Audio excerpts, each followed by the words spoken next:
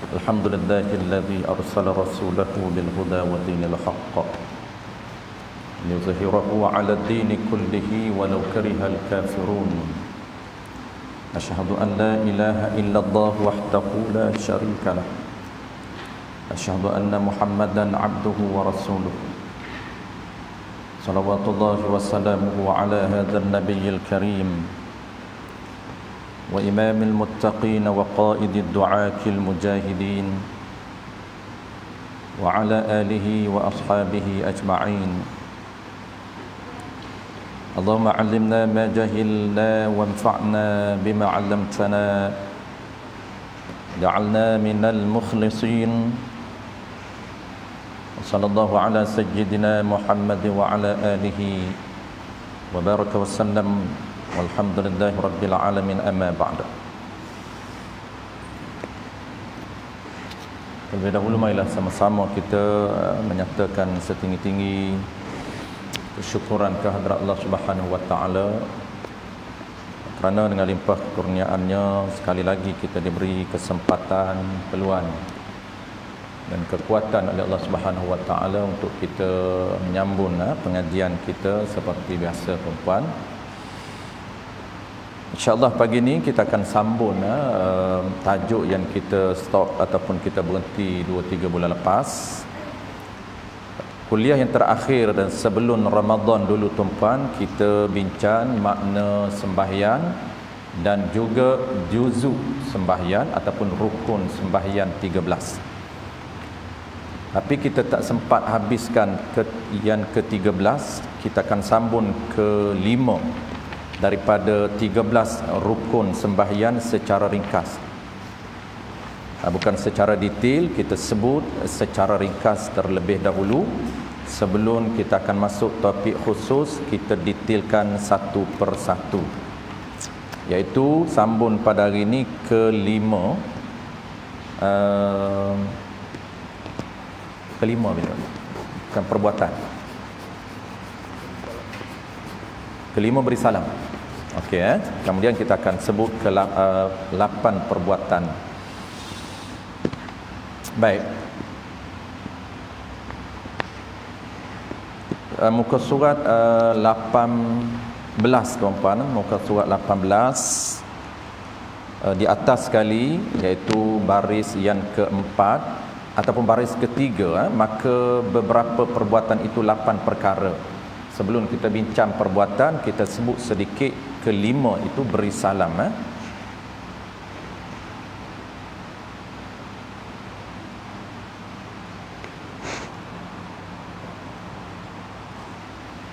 Baik, kelima memberi salam. Sebelum tu, tuan-puan, kita recall sedikit sahaja supaya kita refresh balik ataupun segar balik dalam minda kita berkaitan dengan diri sembahyang yang kita nak fokus ini dan juga juzuk sembahyang. Dia beza. Di antara diri dengan juzuk itu berbeza, supaya kita boleh compare apa dia diri, apa dia juzuk. Yang kita nak mendirikan sembahyang setiap hari, kita nak implement diri, combinekan beberapa juzuk, lengkap juzuk menjadi diri sembahyang. Kalau kita tak kenal diri sembahyang, menyebabkan kita tak boleh untuk mendirikan sembahyang dengan sempurna. Kenapa? Kerana kita tak boleh nak bezakan di antara diri dan juga juzuk ataupun sebahagian daripada diri. Ini penting, sebab kita nak fokusnya ialah keseluruhan diri sembahyang. Yang Allah menyatakan wa aqimus salah, hendaklah kamu dirikan ibadat yang bernama sembahyang. Bukan mendirikan sebahagian daripada sembahyang, tidak. Sebab tu kita pastikan perbuatan kita, perkataan kita memenuhi syarat yang dinamakan diri sembahyang, ataupun komplit kita buat itu diri sembahyang.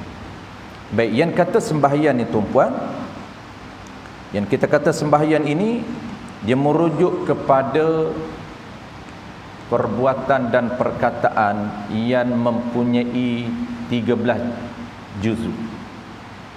komplitkan 13 juzuk, baru dinamakan sembahyang yang sempurna. Kalau 12 sahaja ada juzuk dia, tak lengkap, maka tidak dinamakan sembahyang yang sempurna. Orang panggil apa tuan-puan? Orang panggil melakukan perbuatan sembahyang, tidak mendirikan sembahyang.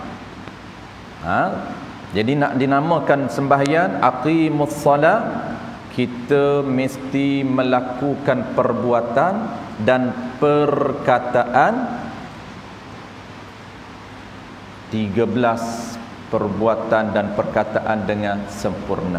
Ataupun bahasa paling mudah, kita panggil kita melakukan 13 juzuk sembahyang dengan sempurna. Itu dipanggil diri. Bermula takbir Allahu Akbar sampai salam yang terakhir. Itu diri. Adapun rukun sembahyang ataupun kita panggil juzuk sembahyang, dia refer kepada satu juzuk. Rukun sembahyang ni tuan-puan, dia merujuk kepada satu juzuk itu rukun, bukan diri. Sebab itulah nak nama diri dia mesti komplit 13 juzuk atau 13 rukun. Berdiri tuan-puan, berdiri tidak dinamakan sembahyang, tetapi dinamakan apa? Dinamakan perbuatan sembahyang. Dinamakan apa? Dinamakan satu juzuk daripada sembahyang. Satu juzuk daripada sembahyang.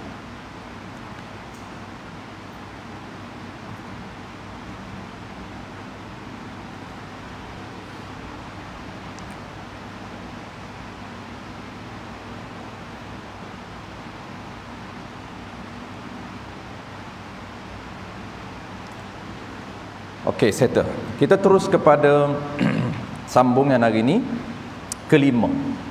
Kelima ni tuan-puan dipanggil juzuk sembahyang yang kelima, ataupun bahasa akademik dia panggil rukun sembahyang yang kelima. Bermakna kita dah tahu beza di antara diri sembahyang dan juga rukun sembahyang. Diri sembahyang dan rukun sembahyang. Jangan kata sama. Kalau kita belajar basic tuan-puan, belajar asas, orang tanya kita sembahyang dengan rukun yang mana? Sama. Boleh tunjuk tak sembahyang tu kat mana? Tunjuk kepada rukuk bukan sembahyang. Tunjuk kepada sujud bukan sembahyang. Tunjuk kepada tayat awal bukan sembahyang. Lepas tu yang mana sembahyang? Pening tu pasal tak tahu. Dia kata sembahyang dah lah tu. Rukuk tu sembahyang lah. Sujud tu sembahyang lah. Oh, kalau sujud sembahyang, pergi takbir Allahu Akbar, sujud balik. Ada kata sujud sembahyang? Jawab dia, sujud bukan sembahyang, rukuk bukan sembahyang lagi, tetapi rukuk sebahagian daripada sembahyang. I'tidal satu juzuk daripada diri sembahyang. Sujud satu juzuk daripada diri sembahyang. Nak lengkap diri dia, mesti 13 juzuk komplit, lengkap. Walaupun satu juzuk tak lengkap, tidak dinamakan sembahyang di sisi syariat. 12 sahaja kita buat. Ataupun dia buat 13 tapi tak sempurna, ada satu yang miss ataupun satu yang tak tepat, maka tidak dinamakan sembahyang. Kenapa? Walaupun dia buat 13 juzuk, tetapi pelaksanaannya tidak menepati dengan terma dan syarat yang dikehendaki di sisi syariat. Baik, settle. Tengok kita sambung juzuk yang kelima. Qala al-musannif rahimahullahu subhanahu wa ta'ala. Kelima ni dia panggil tuan-puan perkataan sembahyang terakhir. Sembahyang ada dua kategori. Yang pertamanya kategori perkataan, 5 sahaja yang wajib. Yang selebihnya adalah sunat. Kategori yang kedua ialah perbuatan. Iaitu perbuatan ini benda yang kita buat dengan anggota kita. Kalau perkataan ini kita ucap dengan lidah, ada 5 yang wajib, selebihnya sunat. Yang kelimanya ialah memberi salam. yakni mengucapkan lafaz yang bernama salamun. Salam tu nama. Yang kita duk belajar ni tuan-puan, datang jauh-jauh nak belajar bukan nak kenal nama semata-mata, tetapi kita nak kenal diri syariat itu. Ada pun salam ini nama yang Nabi sallallahu alaihi wa ala alihi wa sahbihi tabaraka wa sallam menyatakan, la yabqal Islam illa ismuh. Tidak akan tinggal syariat Islam itu pada akhir zaman hanyalah melainkan tinggalnya nama syariat sahaja. Salam tinggal nama, solat tinggal nama, pinjam meminjam tinggal nama, jual beli tinggal nama. Tetapi dari segi dirinya hilang. Kenapa hilang? Karena tidak lagi diamalkan oleh seluruh umat Islam. Nama tak hilang. Nama salam masih orang panggil, bagilah salam. Masih lagi nama salam. Jual beli tuan-puan, orang panggil jual beli. Oh, tak panggil benda lain. Pinjam, orang masih pinjam lagi. Nama dia tak akan hilang. Salam ini nama. Diri dia apa tuan-puan? Diri dianya ialah ada dua patah perkataan. Ada dua patah perkataan. Kalau disebut dia akan bunyi Assalamualaikum. Kalau tak sebut dia tak bunyi lah. Kalau sebut dia akan berbunyi Assalamualaikum. Warahmatullah, itu diri yang sunat. Itu diri yang sunat. Kita tahu wajib yang mana, sunat yang mana. Sebab catatan pahalanya ada dua pemarkahan yang akan diganjarkan oleh Allah Ta'ala. Pertamanya reward dari segi wajib, itu bayaran pahala besar. Yang keduanya ialah bayaran pahala sunat. Dua pahala ini tuan-puan, dari segi motivasinya, kita ni kalau kita tak berapa nak panggil aware, tak berapa nak sedar, kita tak gairah. Sebab kita nampak sunat sahaja. Dia je tu di belakang ada lah. Kita sunat je, makruh je, haram tu dia tak berani lah kata je. Jarang kita kata haram je, susah apa. Jarang. Yang duk biasa dengar sunat je, makruh je. Je di belakang tu sebab dia tak tahu nilai besar yang Allah rekodkan kepada kita. Ada bayaran pahala yang besar. Tuan-puan datang hari ni tuan-puan, bukan datang lenggan kangkun, kata Tuan Guru Jeci. Bukan datang tangan kosong, tetapi ada payment, ada bayaran. Cuma payment kita ini direkodkan dalam akaun kita, tak nampak. Macam orang bagi hadiah kepada kita, dia terus transfer, kita tahu angka je. Itu pun tahu angka, okey dah gairah dah. Bayangkan Allah Ta'ala transfer dalam akaun kita tanpa Allah beritahu angka yang sebenar. Hanyalah dia beritahu wajib, pahala sunat besar, pahala wajib besar. Tetapi besar mana itu rahsia Allah Ta'ala. Dia tak nak kemukakan, tak nak buka hijab kita, melainkan Allah buka hijab hati. Ada orang yang dia nampak tuan-puan, hatinya nampak besarnya pahala wajib, besarnya pahala sunat. Dia tidak akan melepaskan pahala wajib dan pahala sunat. Kenapa? Karena hati dia ni Allah campakkan satu nur, satu cahaya, yang cahaya hati dia ini boleh merasan minda dia sehingga dia mengeluarkan action yang luar biasa. Kenapa? Karena dia nampak dengan hati dia pahala yang besar. Pendek sahaja lafaz Assalamualaikum, dapat pahala wajib. Warahmatullah, dapat pahala sunat. Tetapi kalaulah dia tak tahu warahmatullah, dia bukan tahu pun sunat, maka tak dapat pahala sunat. Tu syarat dia tuan-puan, nak dapat pahala sunat selalu kita sebut mesti tahu al-ilmu bil manwi. Tahu apa yang dia buat. Kalaulah dia buat sekadar kebetulan, menjadi adat budaya, maka tidak akan direkodkan pahala oleh Allah Ta'ala. Dia kena syarat dia dua benda basic. Pertama, dia kena tahu apa yang dia buat ini wajib ataupun sunnah, batu tahu dengan maksud terlintas hati kerana Allah Subhanahu Wa Ta'ala. Yang kedua, dia kena perbuatan dia itu betul, membetuli syariat. Kalau dia niat, aku ni buat ni kerana sunnah, buat ni sunat kerana Allah Ta'ala, tapi buat itu tak membetuli syariat, tak dapat pahala juga. Macam gosok gigi tiap-tiap pagi, kadang-kadang kita terlupa nak niat tuan-puan. Bangkit pagi itu dah jadi habit. Bangkit pagi dah jadi rutin. Orang bangkit pagi terus dia ke tandas tuan-puan, terus ke bilik air, itu rutin, dia panggil habit dah. Dia auto. Nak jadi habit ni, nak boleh dinamakan habit, dia kena auto lah. Auto. Macam tuan-puan jadi habit sunat duha. Dia nak boleh ke habit ni, dia kena lawan dulu. Latih lama sehingga nafsu kita terauto. Pukul 10 tu dia akan terus solat duha tanpa rasa berat hati dia. Itu dia panggil habit. Nak latih, nak habit, perlukan kepada latihan. Tetapi ingat tuan-puan, mesti ada kaitan dengan Allah Ta'ala. Masuk tanda, ambil ubat gigi, sebelum gosok gigi kena terlintas di hati kita, aku gosok gigi ni sunat kerana Allah Ta'ala, sebab sunat bersugi. Itu saja. Mudah, sugi ni sangat mudah. Untuk dapat pahala afdal itu kaifiat. Tapi kalau kita gonyoh macam mana pun tuan-puan tak ikut kaifiat afdal, kita dah dapat pahala sunat. Begitu juga amalan dalam solat. Amalan yang wajib kita kena tahu, ini wajib. Amalan sunat kena tahu, ini sunat, untuk dapat pahala lebih.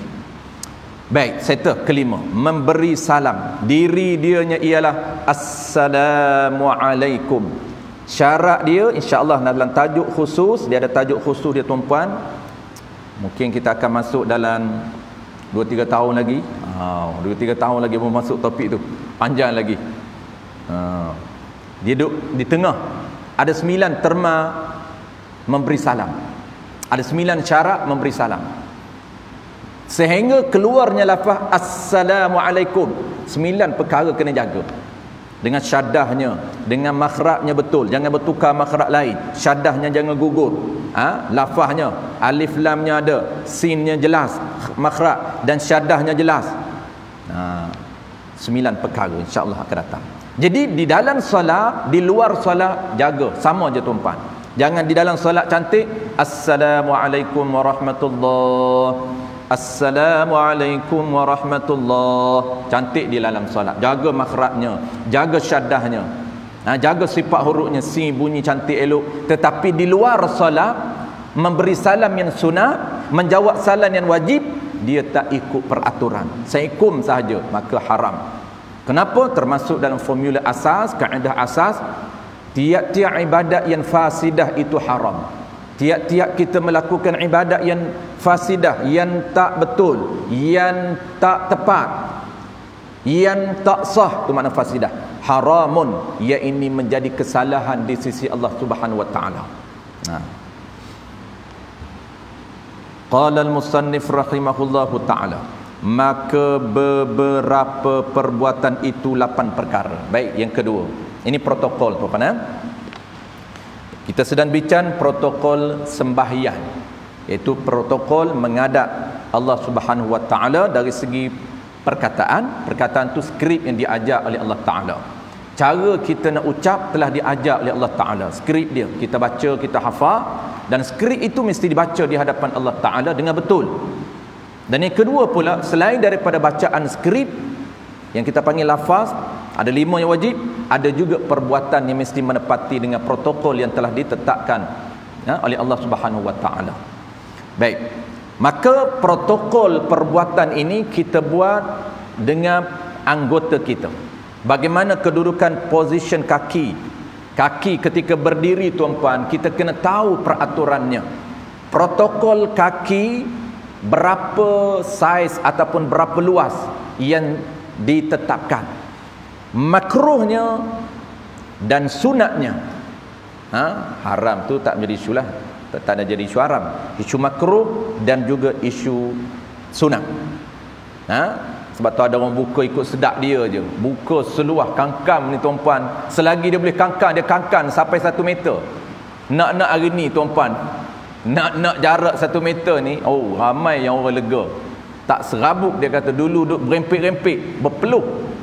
Lah ni alhamdulillah dah semasa solat boleh jarak 1 meter, lega, tak serabut dengan orang. Padanlah dulu tuan. Sekarang ni Allah Ta'ala bagi renggan 1 meter, sebab dulu kita tak nak dekat sangat. Kita kadang-kadang semayang Jumaat, orang ada ilmu ni payah juga tuan semayang dengan Pak Jahil ni. Kata Jahil marah pula. Kita nak rapat sebab sunat rapat dengan member kita tersebelah. Nak dapat pahala sunat lah kita. Dah pergi Jumaat tu baik, kalau kita tak nak dapat pahala lebih baik kita solat di rumah. Kita solat di surau nak dapat bonus yang banyak. Antara bonus dia 27, itu bonus diri sembahyang jemaah. Yang keduanya kita nak pahala saf. Ini pahala saf yang kita nak. Afdalnya saf ini rapat tumit kita ni dengan tumit orang sebelah. Maksud kaki orang sebelah. Sebab tu kita biasa dengar, nanti kita detailnya kita akan belajar dalam syarat sah jemaah, dia ada sebut ringkas. Bahu bertemu bahu. Bahu kita ni bertemu dengan bahu orang sebelah. Lagi rapat, lagi afdal. Ini kita bertemu dengan bahu orang sebelah, dia lari. Kita rapat kaki dengan dia, dia lari. Itu dia terkangkang tu. Kita pun terkangkang. Sebab apa? Kita nak makin buka, dia lari. Kita buka, dia lari. Lah terkangkang kita. Sebab apa kita nak buka? Nak rapat dengan dia. Dia pula tak nak rapat. Kalau semayan tak nak rapat tuan-tuan, baik semayan di rumah. Dia kata tak nak rapat, dia kata panas. Dia kata nak tunggu 4 rakaat ni bukan senang, berpeluh ni. Lepas tu dah lah kawan sebelah macam-macam, dia kata. Dengan baunya, dengan apa. Jadi ada protokol yang kita akan bincang, saiz ataupun dia punya jarak buka itu kalau sembahyang seorang diri. Dan kalau sembahyang Jumaat sebenarnya sama jarak ini. Afdalnya lebih kurang satu apa begini? Satu hasta. Satu hasta panjang kan? Sejengkal sejengkal satu hasta ni. Ini satu hasta. Kita biasanya buka satu hasta. Ini buka kita. Kaki. Buka satu hasta. Dia bukan sunat satu hasta. Kalau kita sembahyang seorang diri tuan-tuan, sejengkal. Lebih kurang ukur, tapi tak payah ukur lah. Kadang-kadang orang ukur, dia ukur dulu. Sejengkal, barulah dia berdiri. Tu yang skema lah. Yang dia pun tak boleh nak agak lagi mula-mula belajar kan. Agak ni takut terlebih sejengkal. Ukur lah. Itu sunat. Baik, settle. Maka perbuatan itu 8 perkara. Ada 8 benar. Pertamanya daripada 8 ni apa? Berdiri betul. Ni protokol berdiri betul. Jadi kesemua ini tuan-tuan, 8 perkara ini kata sebut secara ringkas, detailnya dia ada tajuk dia. Dia ada semua syarat sah. Berdiri betul ni ada satu syarat sahaja. Mudah berdiri betul. Dia pastikan ada satu sahaja terma dia. Berdiri jangan sampai peringkat sekurang-kurang sah rukuk. Mudah sahaja. Maksud betul ni apa tuan-tuan?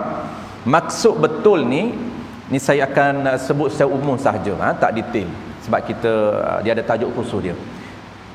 Secara asasnya apabila kita berdiri, kita jaga 2 benda sahaja. Satu benda yang wajib, satu benda yang sunat. Yang wajib ini kedudukan berdiri kita ini dari sudut tulang belakang kita, betul. Maksud betul itu bukan betul dari sudut buka kaki, bukan, itu sunat. Soal nak buka kaki ni seluas mana pun tidak menjadi isu, tak menjadi isu haram. Cuma makruh. Buka luas sedikit makruh, sebab sunatnya ialah sekadar sejengkal. Tetapi yang fokusnya ialah yang wajibnya mesti betulkan segala kedudukan belakang kita. Jangan bongkok. Betulkan belakang kita, jangan bongkok. Level mana bongkok yang tidak dibenarkan? Level sah rukuk tidak dibenarkan. Itu tidak dinamakan berdiri betul. Sebab tu di sini dia kata jangan sampai berdiri betul ini kena betulkan, jangan sampai peringkat standard sah rukuk. Rukuk ni tuan-puan ada 2 standard.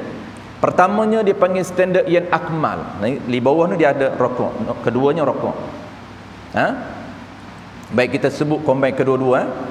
Dan keduanya rokok. Kita terus sebut dua ni sebab dia ada beza sedikit. Beza sedikit di antara level rokok dengan level berdiri betul.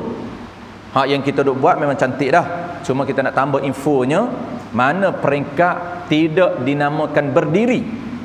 Yang kita duk buat tu semuanya perfect. Cuma info tambahan kita nak belajar hari ni, kita nak tahu yang menurut syariat yang mana tak nama berdiri.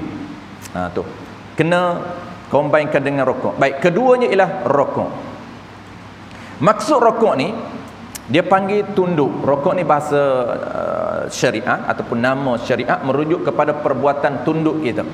Perbuatan tunduk itu dinamakan rokok. Maka tunduk ni tuan-puan, dia ada 3 level. Asasnya 2, detailnya 3.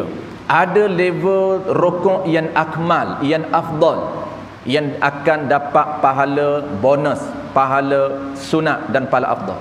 Ada rokok yang makruh dan ada rokok yang tak sah. Ini apabila tak sah, tak nama rokok, nama berdiri. Tu kita nak beza di antara berdiri dengan rokok. Nampak macam rokok tapi bukan rokok, itu dinamakan berdiri lagi. Nak faham yang kata berdiri ni tuan-puan, berdiri betul yang macam kita duk buat, itu berdiri betul, cantik, itu berdiri yang cantik, yang akmal. Tapi kalau kita bongkok boleh, cuma jangan bongkok yang sehingga standard rokok, tidak dinamakan berdiri. Okey, bagaimana kita tunjuk contoh tuan-puan? Ada 3 level rokok. Selepas rokok kita turun naik level berdiri. Okey, rokok ni tuan-puan, level yang pertamanya ialah yang akmal, yang terbaik. Yang terbaik yang seperti kita buat. Yang terbaik ni tuan-puan, dia akan dapat markah yang penuh ataupun kita panggil akmal. Macam mana rokok yang akmal? Pastikan tunduk kita itu, kepala kita sama paras dengan punggung kita. Jangan kepala ke bawah, makruh. Level pertama sunnah ataupun akmal tuan-puan, pastikan kepala kita sama position dia, kedudukan dia dengan punggung. Macam mana kita buat nak sama dengan punggung? Kita mesti jaga 2 cara, 2 teknik. Teknik pertama, pastikan tangan kita kedua ini kita letak di 2 kepala lutut dan pegang dia, jangan kendur, jangan kendur. Ini teknik pertama. Kalau kendur tuan-puan, silap teknik, dia akan jadi makruh. Pastikan kita pegang tangan, 2 tangan kita letak kedua lutut, pastikan dia cekam, jangan kendurkan dia. Teknik pertama. Teknik yang kedua, nak jadikan smart ni, pastikan kepala kita jangan toleh, jangan tengok di kaki, jangan tengok di kepala lutut, jangan tengok di kaki. Mata kita dan kepala kita fokus di bawah. Dia tak akan jadi kepala mendongok ke bawah. Okey, macam mana 2 teknik ni tuan-puan? Pertama, kita pegang betul ni. Kemudian kepala kita jangan tengok di bawah, di kaki, tengok di tempat sujud. Yang ni jangan kendur, straightkan dia dan kepala dia tunduk ke bawah. Itu dia akan sama paras punggung dengan kepala. Itu yang afdal. Apabila silap teknik ni tuan-puan, dia akan jadi makruh. Level kedua ialah makruh. Bagaimana cara makruh tuan-puan? Kepala dia ke bawah daripada punggung. Kepala dia akan terjunang ke bawah, punggung naik ke atas. Kepala dia ke bawah, punggung dia ke atas. Macam mana cara dia tuan-puan? Dia kendurkan tangan. 1, ataupun yang kedua, tangan dia letak di bawah kepala lutut, di betis. Apabila tangan dia teknik tak kena, dia akan jadi bawah. Macam mana tuan-puan tengok mula-mula dia kendur. Tengok, kendur ni ramai orang buat kendur tuan-puan, sehingga mana punggung dia menjunang ke atas dan kepala dia turun ke bawah. Itu rokok yang bukan akmal, rokok yang makruh. Tengok Kendur, dia dikendurkan. Satu cara yang tak tepat. Cara yang kedua, silap teknik juga. Tangan dia letak bawah, ini jauh. Kalau atas ni dah kena teknik, tapi dia tak kena position ini. Okey. Cara yang kedua yang silap, yang tak tepatnya ialah dia tangan dia letak di lutut. Tengok lutut tu apa? Lutut. Tu senaman bolehlah beritahu dia. Kita bukan nak senaman cara rokok lain. Ini ada yang sampai ke ni, ada yang teruk lagi tuan-puan. Lagi teruk batas solat. Dia main pula urut betih. Urut betih tak ada kerja sungguh. Okey, yang tu dua level. Level yang ketiga. Ingat tuan-puan, dua level. Level pertama, muslimat boleh nampak kot. Kalau tak boleh nampak boleh buka sikit. Level pertama, boleh buka sikit kot, takut tak nampak. Acik duduk belakang. Okey. Kalau level ketiga, ketiga ni tuan-puan level yang tak sah. Ingat? Saya ambil level ketiga, level yang sah, sekurang-kurang sah.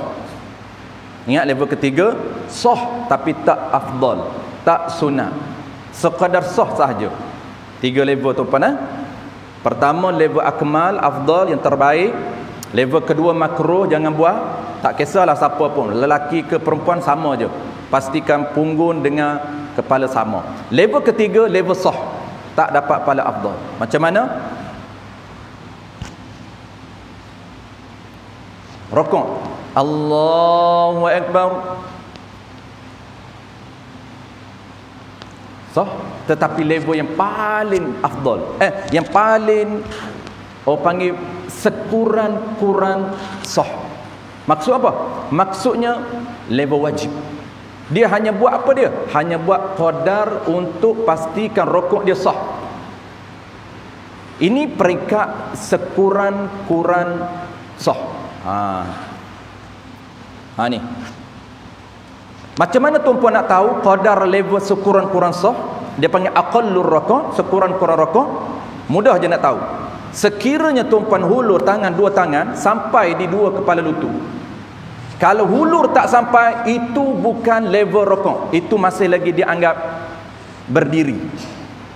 Kita tengok dua tangan saya ni, ini dua kepala lutut. Ini dua kepala lutut saya sempat ataupun sampai. Okey, sampai. Inilah dia sekurang-kurang rukuk. Rukuk yang paling minimum kita panggil. Yang sunat makruh. Okey. Di mana yang kata level ataupun standard berdiri betul? Berdiri betul tetapi bukan akmal. Akmal betul macam ni, betul tulang belakang betul. Allahu Akbar. Tulang belakang betul, cuma kepala ke bawah. Ia nak bukan betul kepala. Kedudukan tulang belakang betul. Kepala sunat ke bawah. Allahu Akbar. Kepala tunduk ke bawah tapi belakang ni betul. Ini yang akmal. Jangan dengan kepala betul. Allahu Akbar. Itu tak betul. Di mana tak betul? Badannya betul, berdirinya betul, tapi kepalanya tak betul. Kepalanya sunat fokus ke bawah. Allahu Akbar. Ke bawah. Sunat ke bawah. Tak sunat ke depan, tak sunat kiri, tak sunat kanan. Bahkan makruh tuan-tuan. Allahu Akbar. Sunat, patu makruh.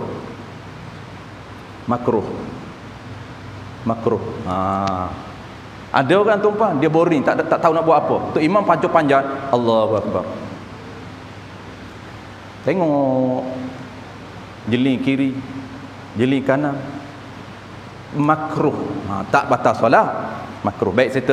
Last sekali tuan-puan saya nak tunjukkan tuan-puan level tadi sempadan rokok dengan berdiri betul. Okey, ini rokok yang sekurang-kurang sah. Atas sedikit saja tuan-puan, atas sedikit. Atas macam mana? Tangan saya tak sampai. Ni, ini kepala lutut, tangan saya hanya berjuntai saja. Ni. Lutut saya kat bawah. Akak sedikit bermakna ini dipanggil level berdiri betul. Ni, berdiri betul. Allahu Akbar. Macam orang bongkok tua. Orang bongkok tua ni tuan-puan sah. Hak bongkok tak boleh betul tu lain lah. Ni nak cerita dia boleh betul, tapi saja dia nak bongkok. Pakai pasal sakit, sakit tak apa. Ini tak ada pasal apa, tapi saja dia nak bongkok sikit. Boleh tak sembahyang bongkok macam tu? Boleh, sah, tapi tak afdal. Yang afdal betul macam tu, tapi mata bawah. Okey, saya tuan-tuan 4 level. Pertama, rokok yang afdal. Yang kedua, rokok yang makruh. Yang ketiga, rokok yang sekurang-kurang sah, tak dapat pahala sunat. Yang keempat, yang tak sah. Kenapa tak sah rokok? Kerana itu dipanggil berdiri. Macam mana? Ni tak sampai pun, mudahnya nak tahu sah ke tak sah. Tangan tak sampai. Ini rokok, ni sampai, naik sikit tak sampai. Apabila tak sampai, itulah dia tahap berdiri betul, sekurang-kurang berdiri betul. Tuan-puan nampak tak beza di antara level sekurang-kurang berdiri betul, maksud level sah saja berdiri betul, tapi afdal tak. Bawah sikit, level bawah sikit, sekurang-kurang rokok. Tu 2 level. Itu sempadan yang sangat dekat yang mesti kita boleh bezakan. Sepadan rokok yang sah, bukan rokok afdal. Atas sikit, sepadan berdiri betul yang sah, tak sunat. Yang sunat kena berdiri macam tu. Satu lagi tuan-puan, ketika berdiri betul, ada sunat 2 benda lagi. Ketika berdiri betul, pertama sunat berdiri, kedudukan kita punya ni berdiri macam tu, betulkan. Yang kedua, tangan kita sunat kita letakkan. Ni semua sunat kita letakkan di atas pusat, di bawah dada, mazhab Syafi'i. Ini jangan bertukar tuan-puan, jangan confuse. Di atas pusat, di bawah dada. Jangan atas dada, mazhab lain. Jangan di atas dada, ini mazhab lain. Kawan-kawan kita dia suka meniru. Tanya dia mazhab mana? Mazhab Syafi'i, tapi semayan Allahu Akbar, sejuk, semayan ala sejuk. Nak dia dekat macam perempuan pula tu. Ni semayan ala sejuk, tapi lelaki. Tanya dia mazhab mana? Mazhab Syafi'i. Menipu. Kalau Syafi'i hidup marah, duk guna nama Syafi'i tapi bukan Syafi'i. Ini bukan Syafi'i, ini Hanafi. Allahu Akbar. Ada pula Allahu Akbar. Ni ni mazhab lain juga. Tutup, bukan tutup barang dia. Tapi macam dia tutup macam ni. Kalau orang player lain lah. Tendangan percuma lain. Ini bukan tendangan percuma. Ini mazhab lain. Ada mazhab Maliki, irsal. Allahu Akbar. Bismillahirrahmanirrahim. Alhamdulillahirabbil alamin. Allahu Akbar. Irsal, dia tak sunat macam ni, tak sunat macam ni, tak sunat macam ni. Tu mazhab Malik, irsal. Kita dak bawa balik semua jenis orang kita, pelajar budak-budak kita mengaji luar negara, tak tahuan hala, dia semua dia cedok buat balik. Jadi kita mazhab kita tadi tuan, bawah ingat atas macam ni. Kalau ikut ilmu tasawuf ada lagi. Ni ilmu tasawuf lah, dia tidak ada kata tuan guru saya, tidak ada mana-mana hadis yang maksudnya yang sahih lagi hasan, tapi amalan sufi. Apa dia amalan dia? Dia akan himpit ke kiri. Yang ada hadisnya ialah meletakkan 2 tangan. Ni. Tetapi amalan ulama sufi himpit ke kiri. Ni, tuan-puan biasa nampak kan? Allahu Akbar. Jangan marah tu. Jangan kita kata kenapa ni pattern mana pula ni? Ni pattern mana pula? Pattern pelik tu tuan-puan ni. Bukan mazhab kita. Teruk lagi ni. Fasalli li rabbika wanhar. Tu ada ayat wanhar. Sembahyanglah kamu kepada Tuhan kamu, wanhar. Wanhar ni kan sembelih. Tu geng sesak semua. Orang sembelih lembu. Wanhar itu korban. Habis tuan-puan. Qala al-musannif rahimahullahu ta'ala, ketiganya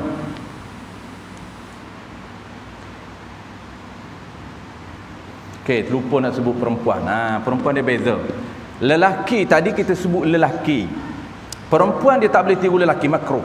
Jangan tiru lelaki. Perempuan makruh. Perempuan dia ada protokol yang Allah dah gezek, dah gubal mengikut tata kelola dan tata cara protokol perempuan. Dia ada beza. Apa bezanya tuan-puan? Rokok dia sama, tetapi kedudukan tangan sunat. Beza pada sunat, bukan pada wajib. Sunat dia beza dengan lelaki. Kalau perempuan, kalau lelaki tuan-puan, kita ketika qiyam kita biasa macam tu sahaja, cuma ke kiri. Tetapi kalau perempuan dia sunat rapatkan kedua lambung kiri. Okey, macam ni. Ni, rapatkan sunat. Ni macam orang dekat diri. Rapat bukan rapat dada saja, dua ni sayap dia ni masukkan ke dalam ke lambung kiri kanan. Macam ni Ni sunat. Okey, satu. Begitu juga ketika rokok. Rokok tak sunat buka kembang. Laki biasa je. Allahu Akbar. Cuma rokok ni bagi perempuan, dia orang panggil apa tuan-puan? Dia hampir sama dengan lelaki, cuma dia masuk sedikit. Tapi yang ketara sangat ialah sujud. Sujud ketara. Sujud ni, apabila kita sujud tuan-puan, kita kan macam tu, tapi jangan buka sangat, makruh. Sampai kawan kita pun kacau. Sujud. Perempuan dia kena masukkan. Ketika sujud ni tangan dia kena masuk macam tu. Tu cara parking. Cara parking perempuan, letak dua tangan tu, masukkan. Tu. Cara parking lelaki sujud biasa je, jangan kembar je. Biasa macam tu. Tapi perempuan sunat dia himpit, dia kepik. Paha dikepikkan dan tangan dikepikkan ke kiri. Ini sunat saja, bukan wajib. Jangan keliru. Jangan tuan-puan kata sah ke tidak. Tidak, bukan isu sah, tetapi isu sunat. Qala al-musannif rahimahullahu subhanahu wa ta'ala. Ketiganya i'tidal. Ketiga daripada 8 perbuatan protokol yang wajibnya ialah i'tidal. Apa dia i'tidal? Kembali ke position berdiri betul. Kembali ke kedudukan asal. Asal di kita berdiri, kemudian kita tunduk Allahu Akbar. Selepas tunduk, apa yang kita buat? Wajib kembalikan kepada posisi asal. Sami'allahu liman hamidah. Kembali ke posisi asal berdiri betul itu dinamakan i'tidal dalam bahasa syarak. I'tidal itu bahasa syarak.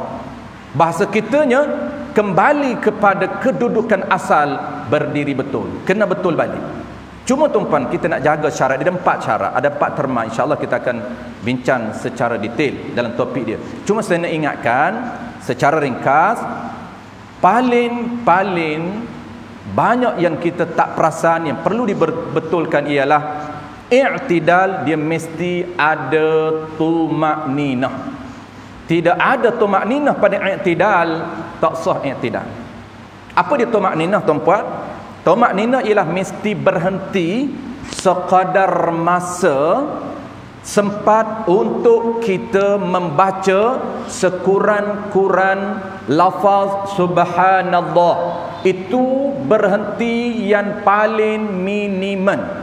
Kalaulah berhenti sekejap sangat, tak sempat untuk melafazkan subhanallah, tidak dinamakan berhenti, tidak dinamakan tumakninah. Tumakninah ini bukan rukun dalam mazhab kita, tetapi dia menjadi syarat kepada rukun. Dan mazhab lain dia jadi rukun. Tumakninah bukan rukun, tetapi syarat bagi rukun. Syarat bagi i'tidal kena berhenti. Mana contoh tuan-puan? Apa maksud berhenti? Maksudnya ialah berhenti seluruh pergerakan, bukan berhenti perkataan. Tidak, perkataan terus ucap Sami'allahu liman hamidah Rabbana walakal hamd. Tak berhenti pun perkataan, tetapi yang berhenti ialah pergerakan. Contoh, Allahu Akbar, Sami'allahu liman hamidah Rabbana walakal hamd. Berhenti sekejap, Sami'allahu liman hamidah. Jangan bergerak. Berhenti ni sekadar mana? Pergerakan kita Tangan kita jangan bergerak, berhenti sekejap. Qadar mana? Qadar sempat untuk kita baca subhanallah. Dipanggil masa minimum yang diiktiraf oleh syarak. Iktiraf apa dia? Iktiraf masa yang dibenarkan untuk pastikan dinamakan rokok yang sempurna, iktidal yang sempurna. Tetapi kalaulah dia pergerakan tak berhenti, menyebabkan dia tidak dinamakan i'tidal yang sempurna. Macam mana contoh? Allahu akbar, sami'allahu liman hamidah, rabbana walakal hamd. Allah, terus sujud, tangan masih bergerak ni, tangan Allah, sujud terus, tak berhenti pun. Orang biasa duduk belakang melenggan. Ni bahaya tuan-tuan. Mesti protokol dia ketat. Nak berhadapan dengan Allah, raja segala raja, mesti ketat protokol dia. Jangan cincai berhadapan dengan Allah Subhanahu Wa Taala. Settle tuan-tuan. Biasanya kena latih anak-anak kita. Kadang-kadang anak-anak ni dia terbiasa dengan aktif lebih daripada muda lagi, sampailah umur 20 pun semayang lagu tu juga. Umur 20 semayang tak ada protokol. Bukan tak ada protokol, protokol tak tepat. Settle. Qala al-musannif rahimahullahu subhanahu wa ta'ala. Dan keempat daripada 8 perbuatan, apa dia? Sujud. Sujud ni tuan-puan, iaitu perbuatan kemuncak kepada perbuatan solat. Dia panggil perbuatan kemuncak kepada perbuatan ibadat, iaitu meletakkan 7 anggota ke lantai. Meletakkan 7 anggota ke lantai dan meninggikan punggungnya daripada kepala. Jangan sujud atas tangga, kepala dengan punggung sama, tak sah. Cara dia, apa makna maksud sujud tuan-tuan? Sujud ni meletakkan 7 anggota ke lantai dan meninggikan punggungnya daripada kepala. Kata kunci 2 saja. Pertama, 7 anggota pasti rapat ke lantai. Yang keduanya, kedudukan punggung mesti tinggi daripada kepala. Tak boleh sujud atas punggung orang lain. Walaupun tempat sujud tak ada, tunggu. Semayang di Masjid Nabawi, nak sujud tak ada tempat. Jangan sujud atas punggung orang lain. Sebab pun sujud atas punggung orang lain, kepala kita sama taraf dengan punggung kita, itu tidak sah sujud. Pastikan mana 7 anggota yang wajib sama, ataupun wajib rapat ke lantai.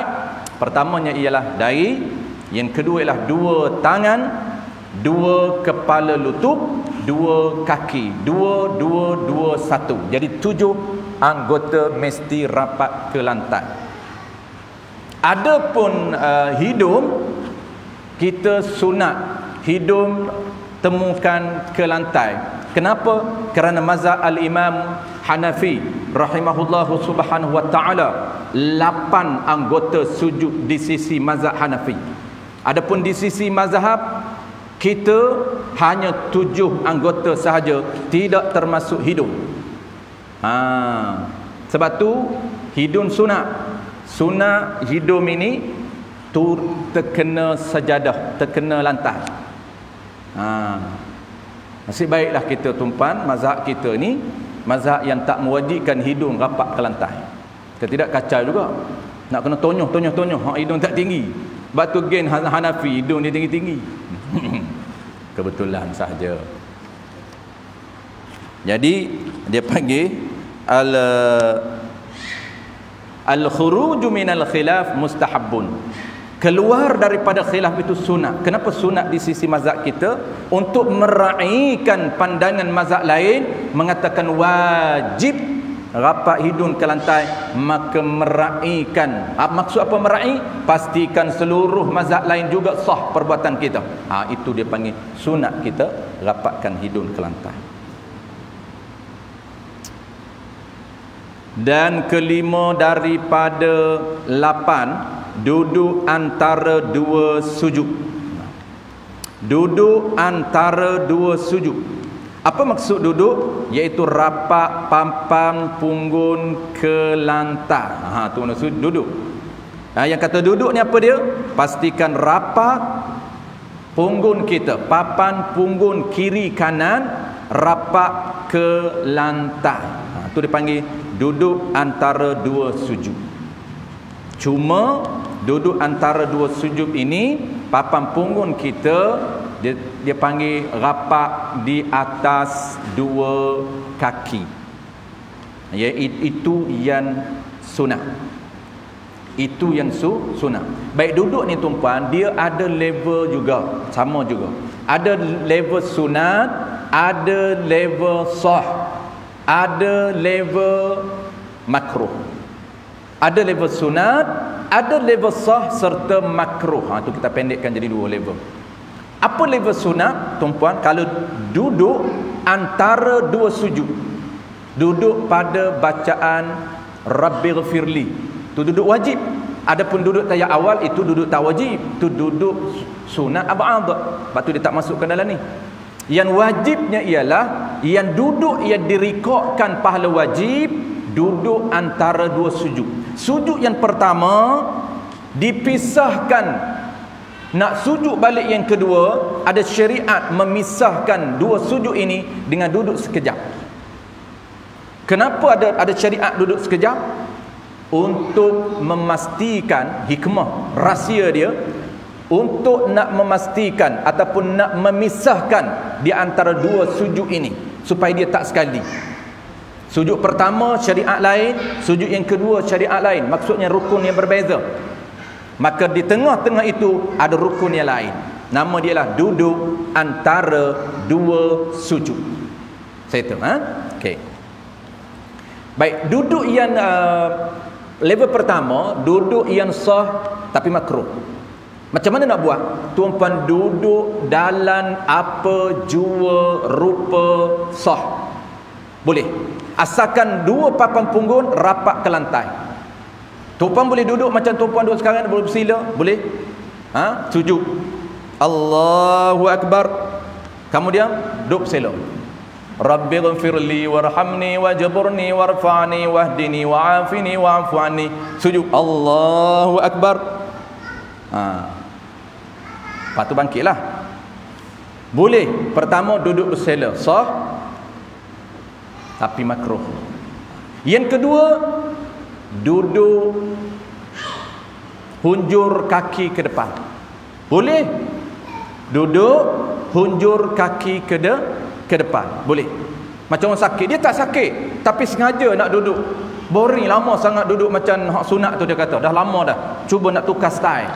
Boleh, tapi style yang tak terpakai, kerana tak dapat pahala sunat pun, bahkan makruh duduk macam tu. Tapi nak cerita level pertama, level sah serta makruh. Duduk hulur kaki ke depan. Allahu Akbar. Allahu Akbar. Kemudian dia duduk hulur kaki ke depan. Rabbighfirli warhamni wajburni warfa'ni warzuqni wahdini wa'afini wa'fu anni. Allahu Akbar. Payah sikitlah hunjur kaki nak boleh sujud balik tu. Tapi dia nak buat. Yang ketiga, cara ketiga dia panggil duduk murabbah. Iaitu duduk serta tangan dia ni, kiri dan tangan kanan dia memegang. Macam orang duduk, kalau orang tua dulu, Tok Guru saya cerita, duduk Cina rugi. Cina lepas dia berjudi, dia rugi tuan-puan, frust, kecewa. Dia duduk macam tu tarik. Nampak tak tuan-puan? Malah nak tunjuk. Duduk dua ni, ni dua kaki dia, dia akan dia macam ni. Keperah hari ni tak. Dia duduk macam ni sah. Rabbighfirli warhamni wajburni warfa'ni warzuqni wahdini wa'afini wa'fu anni. Allahu Akbar. Okey, tiga jenis duduk tu tuan-puan, sah level pertama tapi makruh. Dan yang kedua ialah level sunat. Ni sunat. Tapi silap sunat jadi makruh juga. Macam mana? Iaitu kedudukan yang tuan-puan buat hari ni, iaitu duduk di atas dua tumit kita. Duduk antara dua sujud sama dengan kedudukan tayat awal. Jangan ubah. Jangan ambil duduk seperti tahiyat akhir, jangan, makruh. Jangan terlebih. Jangan tukar. Tahiyat awal dia buat seperti tahiyat akhir dia seperti tahiyat awal, itu makruh. Baik, saya tahu. Dan yang keenamnya, kita nak break. Dan keenamnya, duduk bagi tahiyat akhir dan bagi salawat dan bagi salam. Duduk bagi tahiyat akhir, duduk untuk membaca tahiyat akhir. Dan duduk bagi selawat, duduk bagi membaca lafaz selawat Allahumma salli wa sallim ala sayyidina Muhammad. Dan duduk bagi salam, duduk bagi mengucapkan lafaz salam Assalamualaikum. Duduk ini tuan-puan sama juga dua level. Pertama duduk yang sah, makruh. Yang kedua duduk yang sunat, iaitu duduk iftirash. Duduk seperti, kalau tunggu saya sebut, duduk seperti tayar lori pecah. Itu bahasa orang tua. Sengit sebelah. Yang ni papan punggung sebelah itu ke lantai, papan punggung kanan di atas tu tumi. Itu kedudukan yang sunat. Bila? Dalam tahiyat akhir. Ada kaedah dia tuan-puan. Kenapa perlukan kaedah ini? Ada orang tanya, Ustaz, kalau saya sekejap lagi nak sujud sawi, apa sunatnya saya duduk? Adakah macam tahiyat awal ataupun saya terus kedudukan macam tahiyat akhir? Macam mana nak jawab tuan-puan tanpa ada formula? Jawab dia, formula ini boleh membantu kita. Duduk tahiyat akhir ini, yang duduk macam tayar lori pecah tu, formula dia, duduk sunat, duduk tahiyat akhir, bagi tahiyat akhir, duduk macam kita duduk sekarang ni, iftirah tu, iaitu tiap-tiap duduk yang akan berakhir dengan salam. Kalaulah duduk yang tak berakhir dengan salam, kenapa? Sekejap lagi nak sujud sawi, bukan salam. Maksudnya tuan-puan, kalau tuan-puan nak sujud sawi, tak sunat duduk seperti yang akhir. Sebab duduk yang bukan nak beri salam, kena sujud sawi dulu. Lepas sujud sawi baru duduk tahiyat akhir, baru bagi salam balik. Itu kaedah dia. Tetapi kalau tuan-puan duduk yang akan memberi salam tahiyat akhir, selepas tu salawat kama sallaita ala Ibrahim yang sunat, beri salam, duduklah macam kita duduk hari ini. Orang yang tidak mengambil berat ini tuan-puan, maka dia terpengaruh dengan gaya-gaya mazhab lain, menyebabkan dia duduk sama antara tahiyat awal dan tahiyat akhir. Boleh ke tidak? Boleh, tapi makruh. Nampak tak kita hilang satu reward, satu bayaran pahala sunat yang sangat besar di sisi mazhab kita. Kerana kita tengok orang lain pun duduk macam tahiyat awal, senang. Kalau dia sakit lain. Kita bukan bincang isu sakit. Orang tua yang sakit tak boleh nak senggen. Apa bagi? Tak boleh nak letak ke bawah, kan payah nak letak. Tak apa, itu sakit. Buat dalam keadaan dia boleh buat. Tetapi anak muda yang kuat ini, yang energi power ni, dia tiru sebelah, tengok ustaz sebelah duduk macam tahiyat awal. Ustaz bagi salam, tangan pun tak rauk kerana tak sunat kononnya. Bahayanya ustaz ni. Ustaz-ustaz ni lah yang jadi model kepada anak-anak muda kita hari ni. Ustaz ini dia ikut mazhab Hanafi, ustaz ini dia ikut mazhab Maliki. Kita anak muda ini mazhab Syafi'i. ID kita, identiti kita ialah mazhab Syafi'i. Maka mazhab Syafi'i ini ada sunat duduk tahiyat akhir dalam keadaan duduk sengit sebelah tu. Sunat tuan-puan, jangan kita duduk macam tahiyat awal, makruh. Allah makruh je tu ustaz kata. Dan ketujuhnya niat. Dan kedelapannya tertib. Niat insya-Allah tuan-puan saya akan bahas waktu lain. Dan kedelapannya tertib, iaitu mengikut susunan pada kebanyakan rukun. Maka dua rukun ini perbuatan hati. Tertib dan niat itu tertib pada kebanyakan rukun itu. Maka dua rukun ini, yakni niat dengan tertib ini, merupakan perbuatan hati. InsyaAllah tuan-puan niat saya tak detailkan. Saya akan detailkan pada tajuk yang khusus. Apa makna niat, apa syarat sah niat, kita akan bincang dalam tajuk yang khusus. Wallahu alam. InsyaAllah selepas kita minum pagi, kita akan sambung tuan-puan lebih kurang jam 10.45. Kita break 15 minit. Kita break 15 minit. Kalau 15 minit sekarang ni, betul, kita sambung 10.45 tuan-puan. Kita akan stop sebelum pukul 12. Kalau ikut dalam timing kita stop 11.30. InsyaAllah sambung bulan depan, minggu depan, minggu akan datang tuan-tuan, hukum mengerjakan sembahyang.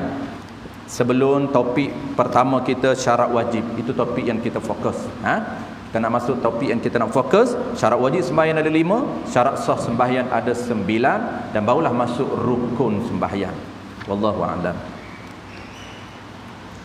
Jemput minum tuan-tuan, urus dia, kita sediakan minum pagi. Tempat biasa sebelah kiri. Lelaki pun sebelah kiri, muslimin sebelah kiri, dan muslimat pun ada di belakang tu juga, tempat yang sama.